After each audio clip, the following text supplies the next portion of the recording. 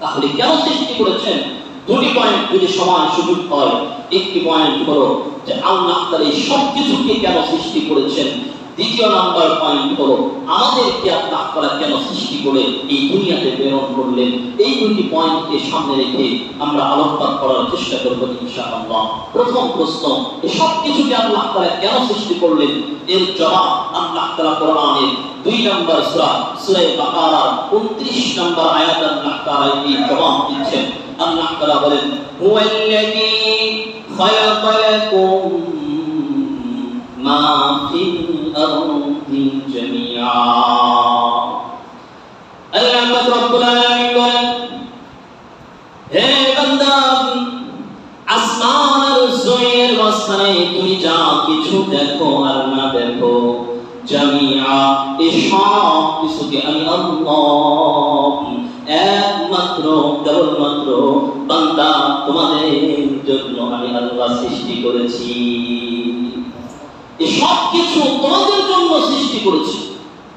ওই যে আসমানটাকে দেখা যায়, বিশাল আসমান, আল্লাহ বলেন এই আসমানটাকেও তোমাদের জন্য সৃষ্টি করেছে।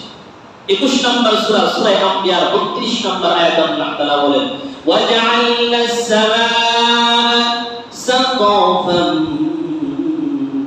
মাহফুযা। আল্লাহ তাআলা বলেন, হে বান্দা, ওই যে বিশাল আসমানটাকে দেখা যায়, এই বিশাল আসমানটাকে আমি আল্লাহ অহেতুক বড় উদ্দেশ্যহীনভাবে আমি আল্লাহ সৃষ্টি করি নাই। এই বিশাল আসমানটাকে আমি আল্লাহ একমাত্র কেবলমাত্র বান্দা তোমাদের জন্য সংরক্ষিত ছাদ হিসেবে আমি আল্লাহ বানাইয়া দিলাম। আমরা যখন ঘর বানাই, বাড়ি বানাই, বিল্ডিং বানাই, ঘর বাড়ির বিল্ডিং এ আমরা চাল দিতে হয়, ছাদ দিতে হয়। কেন? যেন বাহিরে ইট পাটকেলের ঢেউ, বৃষ্টি, ঝড় বৃষ্টি সহ ক্ষতিকারক কোনো কিছু যেন আমাদের ঘরের ভিতরে না আসে।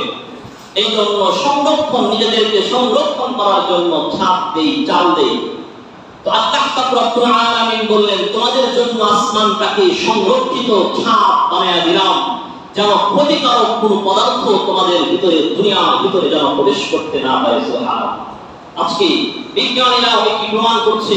বিজ্ঞানীরা বলছে যে প্রতি সেকেন্ডে এই সূর্যের ভিতরে বিশাল বড় বড় মহা বিস্ফোরণ, অগ্নি বিস্ফোরণ হয়। সেকেন্ডে, এক একটা সেকেন্ডে যত বড় বিস্ফোরণ হয়, কয়েক লক্ষ অ্যাটম বোমার বিস্ফোরণ যত শক্তিশালী, এক একটা সেকেন্ডে এমন শক্তিশালী বিস্ফোরণ হতে থাকে। অ্যাটম বোমার শক্তি কেমন? একটা জাপানে হিরোশিমা নাগাসাকি নামক একটা শহর, সেই শহরের পাশে সমুদ্রের ভিতরে পরীক্ষামূলকভাবে আজ থেকে 50-60 বছর আগে একটা অ্যাটম বোমা নিক্ষেপ করা হয়েছিল, যেখানে তার পাওয়ারে এখনো পর্যন্ত সেখানে গাছ জন্মায় না, মানুষ জন্মায় না। মানুষ জন্ম নিলে সেখানে পঙ্গুত্ব বরণ করে জন্মগ্রহণ করে। এমন পাওয়ার, তেমন কয়েক লক্ষ অ্যাটম বোমার সমপরিমাণ আল্লাহ রাব্বুল আলামিন প্রতি সেকেন্ডে এই সূর্যের ভিতরে অগ্নি বিস্ফোরণ করেন। যখন অগ্নি বিস্ফোরণ হয়, সেখান থেকে ছোট ছোট কিছু আগুনের গোলা বিভিন্ন দিকে ছড়িয়ে ছিটিয়ে পড়ে। এগুলো যখন পৃথিবীর দিকে ধেয়ে আসতে থাকে, তখন পৃথিবীর উপরে ভাগে। পৃথিবীর উপরে কয়েক 7 স্তরের একটা বায়ুমণ্ডল রয়েছে। এই বায়ুমণ্ডলের কাছে যখন আসে, বায়ুমণ্ডলগুলো সেগুলো নিজের ভিতরে চুষে নিয়ে পৃথিবীকে প্রতিনিয়ত সেকেন্ডে সেকেন্ডে পৃথিবীকে রক্ষা করছে। আল্লাহ এই কথাই বললেন, আসমানকে তোমাদের জন্য আমি আল্লাহ সংরক্ষিত ছাদ হিসেবে বানায়া দিলাম, যেন এই এক একটা অগ্নিকুণ্ড যদি তোমাদের পৃথিবীর ভিতরে পড়ে, পৃথিবীর এক একটা জায়গায় যখন দাবানল সৃষ্টি হয়ে মুহূর্তের ভিতরে পৃথিবী ধ্বংস হয়ে পুড়ে ছাই হয়ে যাবে। আল্লাহ তাআলা রক্ষা করেছেন আমাদেরকে ছাদের মাধ্যমে, আমাদেরকে আকাশ আসমানের মাধ্যমে, যে আল্লাহ কোরআন আমাদেরকে জানিয়ে দিয়েছেন। মুসলমান ভাইরা আমার, শুধুমাত্র কেবলমাত্র তাই নয়, আমরা যখন একটা বিল্ডিং বানাই, একটা ছাদ বানাই, ঘরের চাল বানাই, সেই চালের ভিতরে খুঁটি দিতে হয়, সেই বিল্ডিং এর ভিতরে খুঁটি দিতে হয়, না হলে বিল্ডিংটা, ছাদটা মজবুত হয় না। এই যে ছোট্ট একটা ছাদের ভিতরে কতগুলো খুঁটি দেওয়া হয়েছে, এই খুঁটি যত দেওয়া হবে তত বেশি মজবুত হবে। আরেকটা সমস্যা হলো যত বেশি খুঁটি থাকবে তত চলাফেরার ভিতরে সমস্যা তৈরি হবে, বসবাসের সমস্যা তৈরি হবে, দেখতে খারাপ দেখা যাবে। আল্লাহ পাক রব্বুল আলামিন বলেন, এই যে বিশাল আসমানটাকে আমি আল্লাহ সৃষ্টি করলাম, আমি আল্লাহ যদি এই বিশাল আসমানটাকে খুঁটি দিয়ে সৃষ্টি করতাম, তাহলে এক একটা খুঁটি এত বড় বড় হতো, এক একটা দেশ দখল করতো, এক একটা গ্রহ দখল করে ফেলতো। তোমরা বসবাস করতে পারতা না, তোমরা চলাফেরা করতে পারতা না, তোমাদের চলাফেরায় বিঘ্ন করতো, দেখতে সুন্দর লাগতো না, তোমাদের চলাফেরায় যেন কোনো রকমের বিঘ্ন না ঘটে। এই জন্য আমি আল্লাহ এই বিশাল আসমানটাকে খুঁটিবিহীন তোমাদের জন্য সৃষ্টি করেছি। আল্লাহ পাক রব্বুল আলামিন বলেন 13 নম্বর সূরা সূরা রা'দ 2 নম্বর আয়াতে আল্লাহ তাআলা বলেন, আল্লাহুল্লাযী রাফা'আস সামাওয়াতি বিগাইরি আমাদিন তারাউনাহা।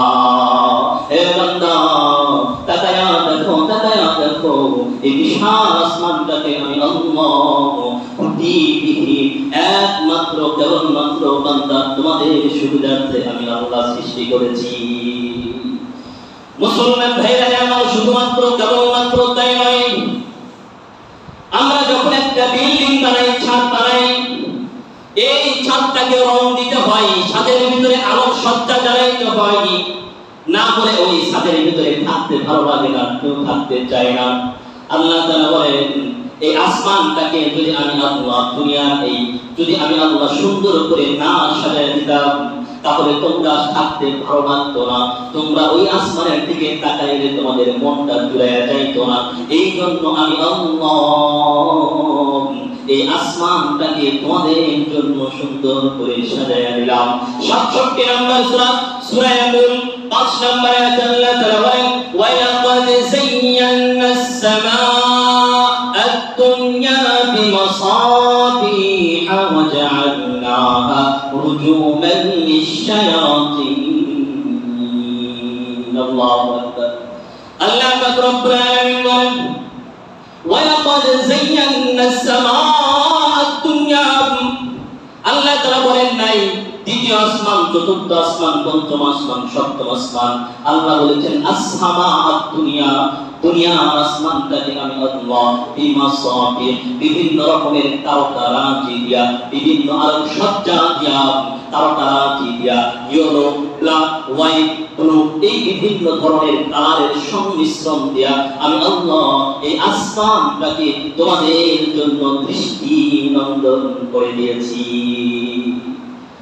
এই যে বিশাল আসমানটাকে এত সুন্দর করে সাজিয়ে দিয়েছেন আল্লাহ পাক রব্বুল আলামিন বলেন, এই আসমানটাকে কেবলমাত্র বান্দা তোমাদের জন্য বানাইলাম। এখানেই শেষ নয়, এখানেই শেষ নয়, এই দুনিয়ার ভিতরে তোমরা যখন চলাফেরা করবে, চলাফেরা করতে হলে তোমাদের দ্বীনের দরকার। আল্লাহ তাআলা বলেন, আমি তোমাদের দ্বীনের ব্যবস্থা করে দিলাম। আল্লাহ বলেন 16 নম্বর সূরা সূরা নাহল 12 নম্বর আয়াতে আল্লাহ তাআলা বলেন, ওয়াসাখখারা লাকুমুল লাইলা ওয়ান নাহার।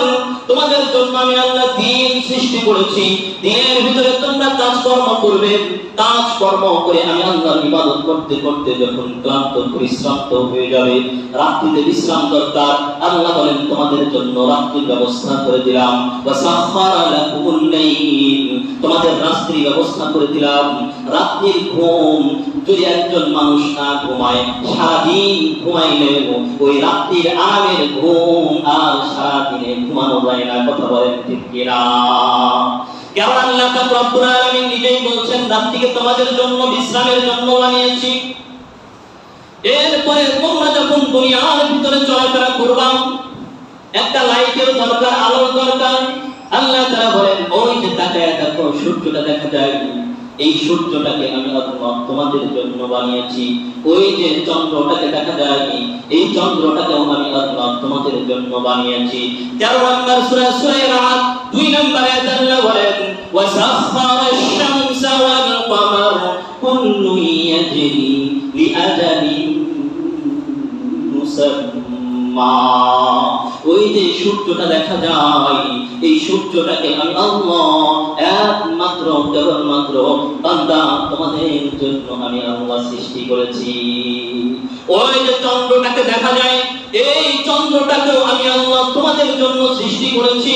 শুধুমাত্র কেবলমাত্র তাই নয় মুসলমান, এই চন্দ্র এবং সূর্যটাকে আল্লাহ তাআলা যেই জায়গায় সেট করেছেন, ওই জায়গাতে যে সেট করতে হবে এটা আল্লাহ তাআলা নিজে সিদ্ধান্ত নিয়েছেন।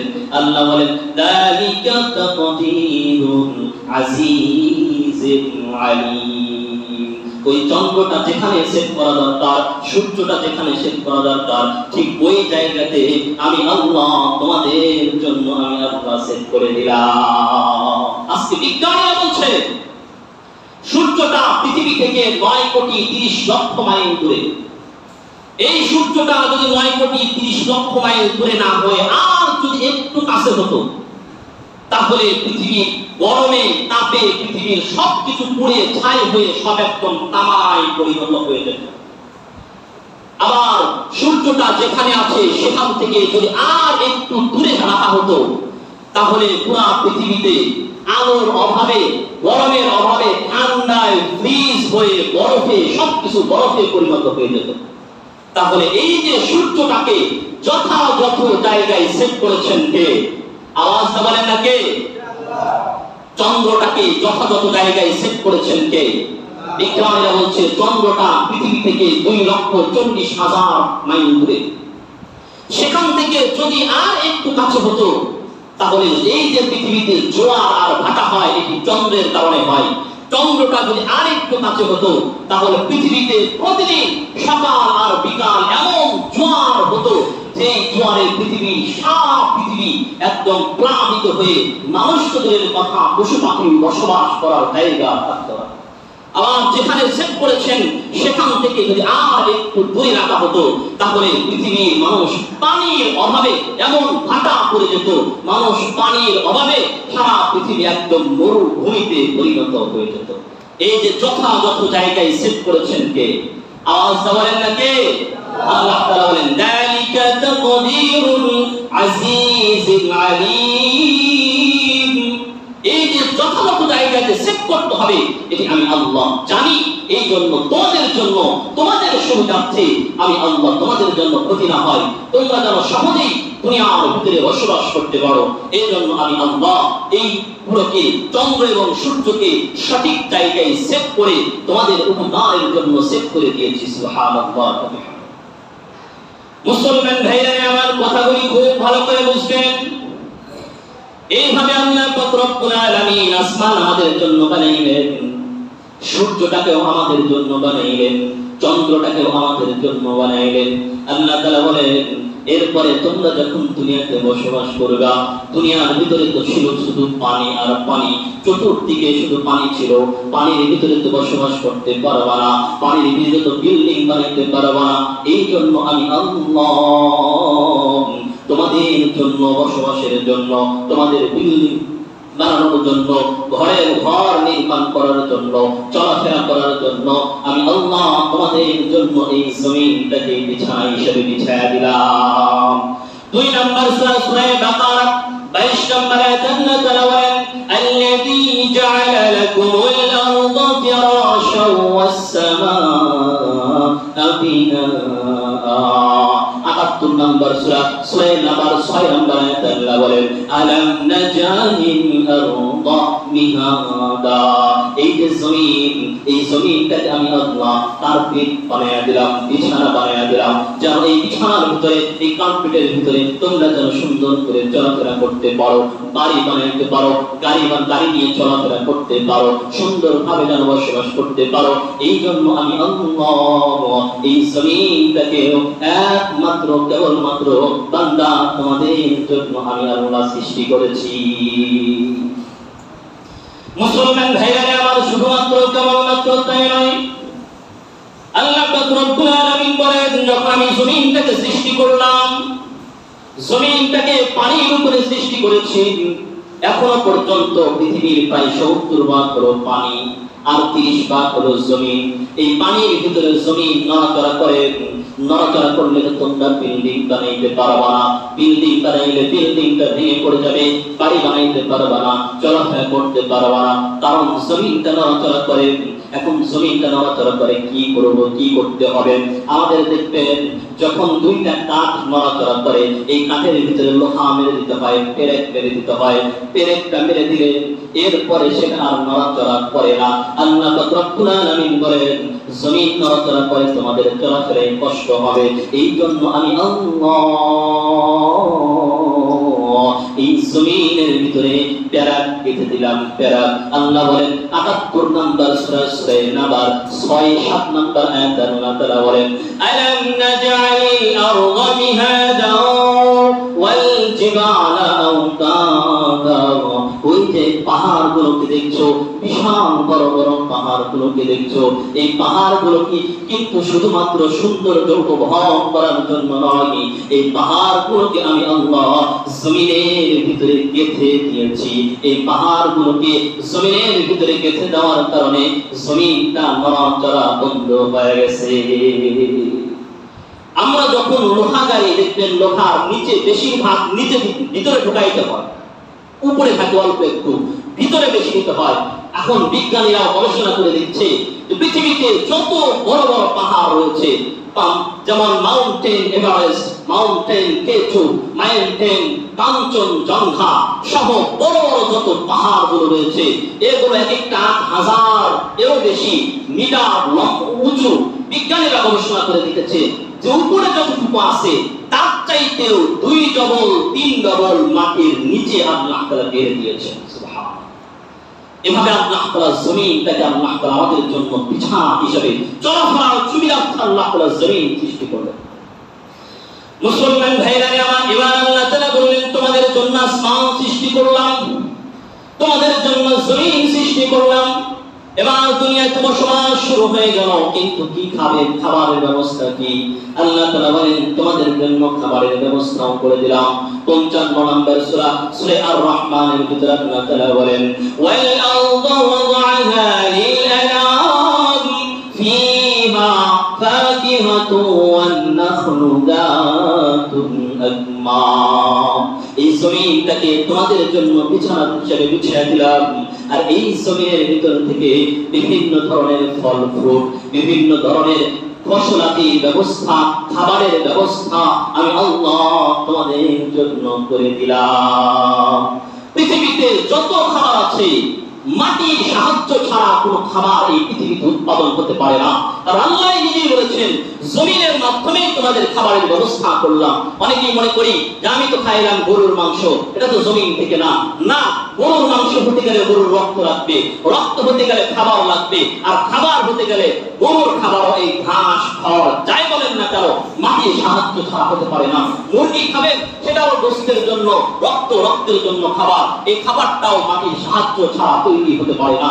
ফল খাবেন, আম জাম কাঁঠাল খাবেন, এগুলো গাছ লাগবে, গাছের জন্য মাটি লাগবে। ভাত খাবেন, চাল লাগবে, চালের জন্য ধান লাগবে, ধানের জন্য গাছ, আর গাছের জন্য মাটি। মাটির সাহায্য ছাড়া কোনো খাবার হতে পারে না। আল্লাহ বলেন জমিনকে আমি আল্লাহ নির্দেশ দিয়ে দিয়েছি, জমিন তোমার খাবারের ব্যবস্থা, জমিন তুমি ছোট্ট একটা ধান বুনে দিয়েছো। হ্যাঁ, আল্লাহ বলেন ৮০ নম্বর সূরা সূরা আবাসা, আল্লাহ বলেন ফালইয়ানজুরিল ইনসানু ইলা তুআমিহি আন্না সাবাবনাল মা'a সাব্বা। বান্দা কি তার খাবারের দিকে একবার তাকায় না? একবার যদি তাকায় দেখতো যে ভাত নিয়ে সামনে বসে আছে, এই ভাতের কয়েকটা ধান সে জমিনের ভিতরে ছিটিয়ে দিয়েছিল। সেই কয়েকটা ধানকে আমি আল্লাহ রহমতের ফেরেশতাদেরকে কাজে লাগায়া হাজার হাজার ধানে রূপান্তরিত করে দিয়েছি আমি আল্লাহ। তোমার একটা জিনিস খাবারের প্রয়োজন, তুমি একটা গাছের চারা লাগিয়েছো, এই গাছের চারাটাকে বড় করে তার ভিতরে ফল ধরে দিয়েছি আমি আল্লাহ। আল্লাহ বলেন এভাবে তোমাদের খাবারের ব্যবস্থা করে দিলাম। এবং তোমাদের পুষ্টির দরকার, খাবার খেয়েছো, শরীরের শক্তির দরকার। আল্লাহ বলেন আমি শক্তির জন্য, পুষ্টির জন্য তোমাদেরকে ব্যবস্থা করে দিলাম। আল্লাহ বলেন ১৬ নম্বর সূরা সূরা নাহল ৬৬ নম্বর আয়াতে আল্লাহ তাআলা বলেন ওয়া ইন্না লাকুম ফিল আনআমি লা'ইবরা নুসকিকুম ما في بطونه من بين فرس ودم لبنا خالصا سائغا للشاربين আল্লাহ পাক রব্বুল আলামিন বলেন আমি চতুষ্পদ প্রাণী সৃষ্টি করেছি একটা গাভীর দিকে তাকায় দেখো এই গাভীটাকে যখন তোমরা জবাই করবা তার পেটটাকে ফাড়বা তখন তোমরা এই পেটের ভিতরে মিন বাইনি ফারাস এক সাইডে পাবা গোবর ফারাস মানে গোবর এক সাইডে পাবা গোবর মিন বাইনি ফারাসি ওয়া দাম আর এক সাইডে পাবা রক্ত আর গোবর ছাড়া আর কিছুই পাওয়া যাবে না অথচ আমি আল্লাহ ওই রক্ত আর গোবরের মাঝখান থেকে লাবানান খালিসান সাইগান লিশারিবিন তোমাদের পুষ্টির জন্য আমি আল্লাহ একদম খাঁটি দুধ আমি আল্লাহ ওই রক্ত আর গোবরের মাঝখান থেকে তোমাদের জন্য বের করে দিলাম আল্লাহ পাক রব্বুল আলামিন বলে শুধুমাত্র কেবলমাত্র তাই নয় ওয়া ইন্না লাকুম ফিল আনআম তোমাদের জন্য প্রাণীর ব্যবস্থা করে দিলাম এই যে কুরবানি পার হয়ে গেল তোমরা যে পানিটাকে জবাই করলা এই তোমার কি বিশ্বাস কি মনে হয় একটা গাভী একটা গরু একজন টানতে নিয়ে গেল তাকে জবাই করার জন্য সে কি বোঝে নাই বুঝেছে তারপরেও সে চলে গেল কেন সে চাইলে এলাকার সব মানুষকে গুদায়া শেষ করে দিতে পারত কিন্তু সে দেয় নাই কারণ আমি আল্লাহ নির্দেশ দিয়েছি যে তোমাকে তো আমি শুধুমাত্র সৃষ্টি করেছি আমার বান্দাদের জন্য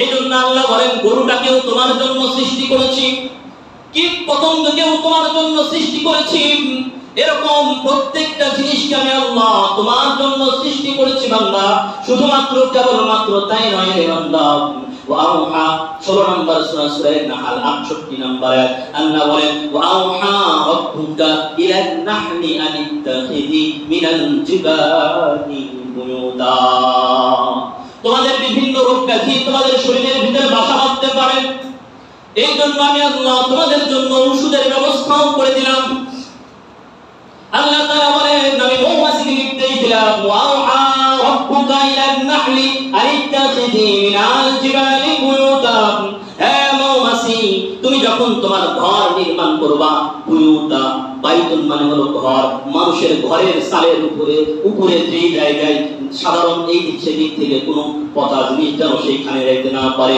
এরপরে মিনাশ সাজারি গাছের উপরে তুমি তোমার ঘর নির্মাণ করবা পাহাড়ের উপরে নির্মাণ করবা কেন যেন কোনো বিষাক্ত পদার্থ যেন সেখানে যাইতে না পারে এবং সাবধান পচা বাসি খাবারের উপরে তুমি কখনোই বসতে পারবা না আল্লাহ তাআলা নির্দিষ্ট করে বলে দিয়েছেন মিনাত তামারাত ফলের উপরে বসবা ফুলের উপরে বসবা সেখান থেকে রসগুলোকে আহরণ করে নিয়ে আসবা তোমার পেটের ভিতরে নিয়ে এসে তুমি তোমার এই ঘরের ভিতরে সংরক্ষণ করে দিবা কেন কারণ হলো আমার বান্দারা যখন অসুস্থ হয়ে পড়বে তখন তোমার এই ঘর থেকে মধুগুলো সংগ্রহ করে এই খাঁটি মধুগুলো যখন তারা খাবে তাদের বিভিন্ন রোগ ব্যাধি দূর হবে আল্লাহ নিজেই কোরআনে বলছেন ফি শিফাউল লিন-নাস এই মধু হলো মানুষের জন্য আমি আল্লাহ ঔষধ স্বরূপ আমি আল্লাহ জমিনের ভিতরে দিয়ে দিয়েছি মুসলমান ভাইরা আমার খুব ভালো করে একটু বলেন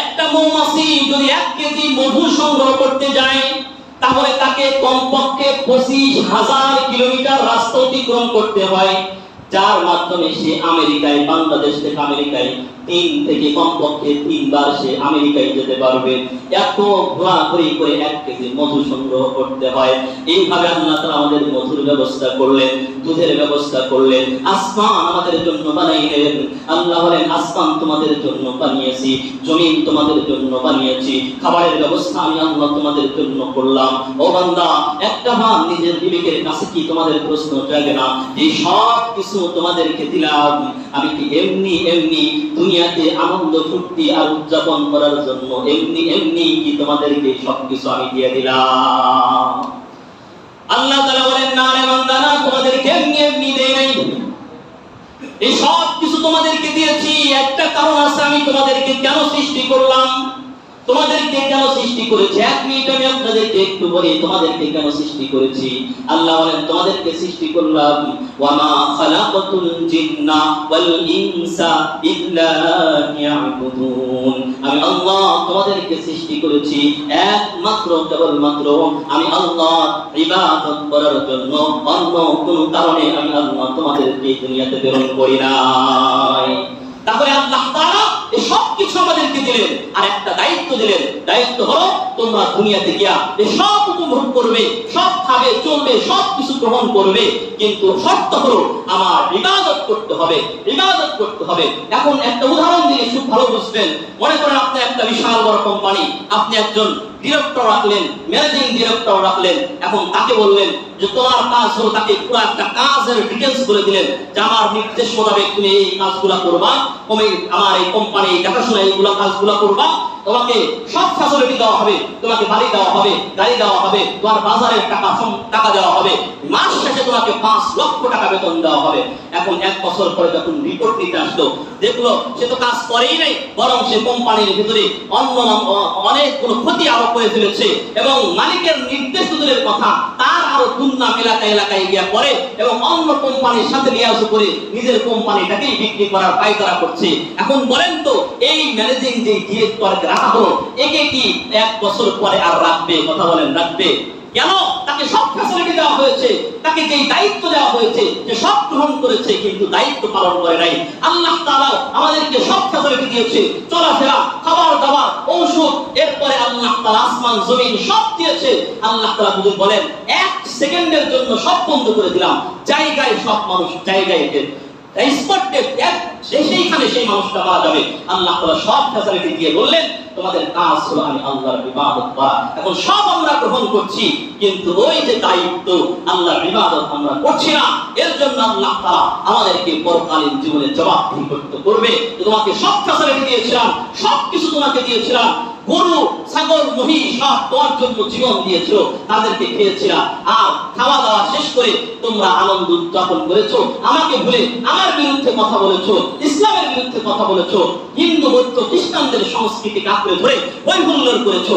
আমার দেওয়া বিধি মোতাবেক তোমরা আমার ইবাদত করো নাই, সুতরাং জাহান্নামের ভিতরে চলে যাও, জাহান্নামের দিকে চলে যাও। এজন্য আজকে আলোচনার মূল পয়েন্ট যেটি সেটি হলো আল্লাহ সব কিছু আমাদেরকে দিয়েছেন এমনি এমনি নয়, তার ইবাদত করার জন্য। এজন্য যারা আমরা এই সব কিছু ফ্যাসিলিটি গ্রহণ করব, অবশ্যই তার